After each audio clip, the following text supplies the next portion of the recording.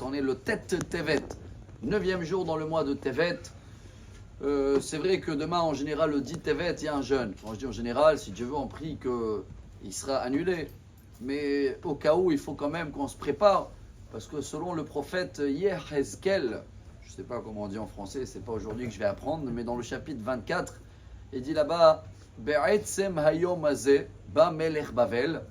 Ce jour-là même, le roi babylonien Nebuchadnezzar, je crois qu'on dit en français, il est venu et il a mis le siège sur le premier temple. On remonte à 2500 ans en arrière. Et après ce siège-là, pendant 1 an et demi, il y a eu des guerres, il y a eu beaucoup de juifs, pratiquement tous les juifs qui habitaient en Israël et même autour de Jérusalem étaient exilés. Et après, les murailles de Jérusalem, ils ont été brisées, c'est le 17 Tammuz. Et après 3 semaines, le temple il a été brûlé, les deux même, le 9 Av. C'est le seul jeûne que s'il aurait tombé Shabbat, on aurait jeûné. Il y a les mêmes mots comme à Kippour, Be'etzem hayom hazeh. Et dans ce jour-là même. Pourquoi il est si dur? C'est vrai que selon les horaires, vous allez me dire c'est facile, chacun connaît les règles. Le jeûne commence à partir de l'aube jusqu'à la sortie d'étoiles dans chaque endroit. Et c'est vrai que chacun qui peut jeûner et qu'il n'est pas dans la catégorie de ceux-là qui ne peuvent pas jeûner, chacun il voit, il demande à son rabbin s'il est une femme qui est enceinte, etc. et tout. Mais si on peut jeûner, on doit jeûner. Et pourquoi c'est le plus dur dans les règles que s'il aurait tombé Shabbat, et des fois il tombe vendredi et on jeûne vendredi, que les autres jeûnes on peut les repousser. Alors le Khatam Sofer, vous avez entendu parler de lui, il s'appelait Rabbi Moshe Sofer, un très très grand commentaire sur toute la Torah. Il a vécu en Slovaquie. Il est enterré à Bratislava. Je remonte, son décès, c'est 1762.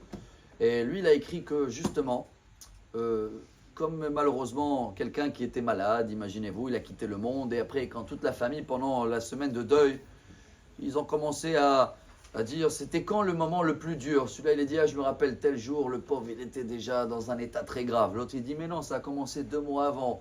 Et l'autre, il dit non. Et le docteur, il arrive, il dit quoi? Ça a commencé bien avant, quand personne n'était au courant. Lui-même, il ne savait pas que déjà, il avait dans tel et tel endroit la maladie. Et déjà, si on aurait attrapé le début, et voilà, le début, malheureusement, il est demain. Le 10 Tevet.